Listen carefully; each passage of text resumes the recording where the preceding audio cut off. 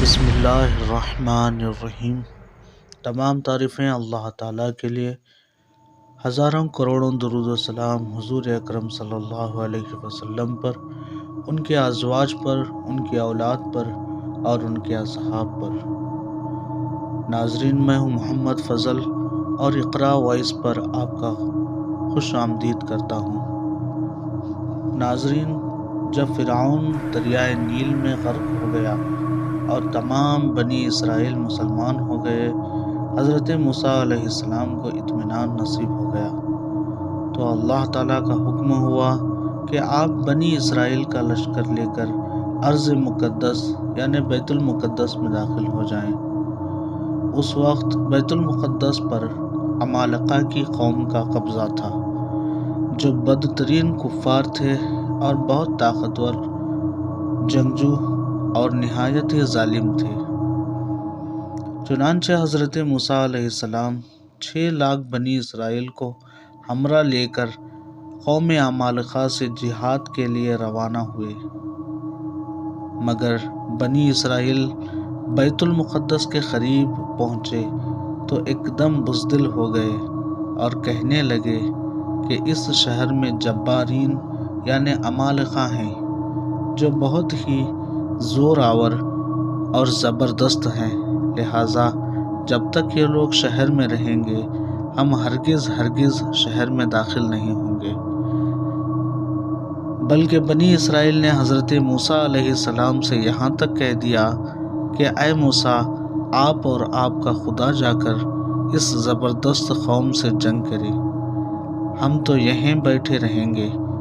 بنی اسرائیل کی زبان سے یہ سن کر حضرت موسیٰ علیہ السلام کو بڑا رنج ہوا اور آپ نے باری تعالیٰ کے دربار میں عرض کیا، اے رب میرے، مجھے اختیار نہیں مگر اپنا اور اپنے بھائی کا، تو ہم کو ان بے حکموں سے جدا رکھ۔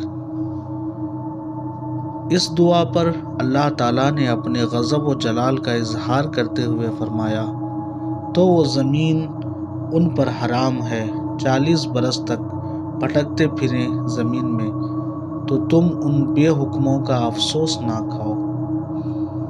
اس کا نتیجہ یہ ہوا کہ یہ 6 لاکھ بنی اسرائیل ایک میدان میں 40 برس تک بھٹکتے رہے، مگر اس میدان سے باہر نہ نکل سکے۔ اسی میدان کا نام میدان طیہ ہے۔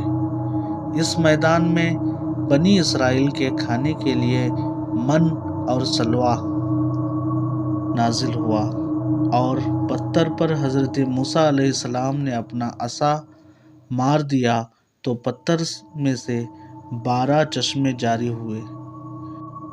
اس واقعے کو قرآن مجید نے بار بار مختلف عنوانوں کے ساتھ بیان فرمایا ہے، جس میں سے سورہ مائدہ میں یہ واقعہ قدر تفصیل کے ساتھ مذکور ہوا ہے، جو بلا شبہ ایک عجیب الشان واقعہ ہے، جو بنی اسرائیل کی نافرمانیوں اور شرارتوں کی تعجب خیز اور حیرت انگیز داستان ہے۔ مگر اس کے باوجود بھی حضرت موسیٰ علیہ السلام کی محبت و شفقت بنی اسرائیل پر ہمیشہ رہی کہ جب یہ لوگ میدان طیہ میں بھوکے پیاسے ہوئے تو حضرت موسیٰ علیہ السلام نے دعا مانگ کر ان لوگوں کے کھانے کے لیے من و سلویٰ نازل کرایا اور پتھر پر عصا مار کر 12 چشمے جاری کرا دیے۔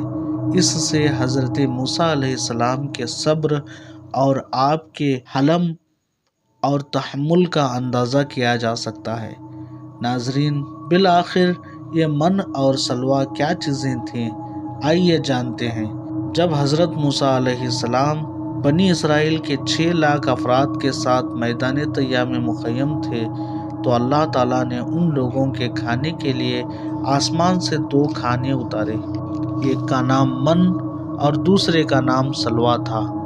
من بالکل سفید شہد کی طرح ایک حلوہ تھا یا سفید رنگ کی شہد ہی تھی، جو روزانہ آسمان سے بارش کی طرح برستی تھی، اور سلویٰ پکی ہوئی بٹیریں تھیں جو دکنی ہوا کے ساتھ آسمان سے نازل ہوا کرتی تھیں۔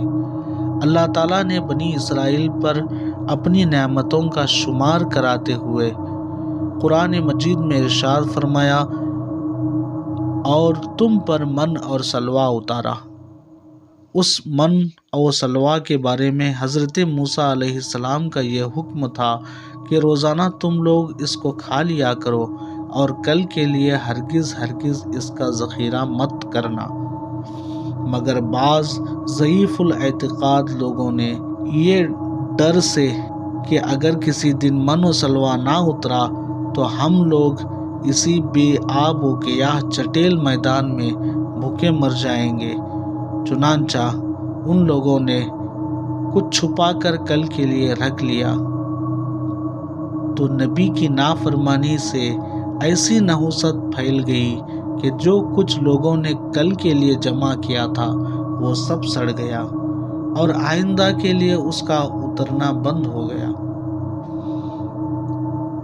اسی لیے حضور اقدس صلی اللہ تعالی علیہ وسلم نے ارشاد فرمایا کہ بنی اسرائیل نہ ہوتے تو نہ کھانا کبھی خراب ہوتا اور نہ گوشت سڑتا۔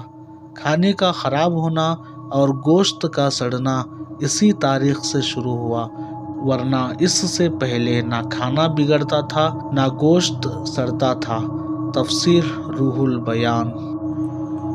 اللہ تعالیٰ سے دعا کرتا ہوں کہ وہ ہمیں اس کے اور اس کے رسول صلی اللہ تعالیٰ علیہ وسلم کے احکامات پر عمل کرنے کی توفیق عطا فرمائے۔ ناظرین، ہمارے اس چینل کو سبسکرائب کریں، لائک کریں اور بیل آئیکن کو پریس کریں تاکہ ہماری آئندہ آنے والی انفارمیشنز آپ تک ملتے رہیں۔ انشاءاللہ پھر ملاقات ہوگی ایک اور واقعے کے ساتھ، تب تک کے لیے اللہ حافظ۔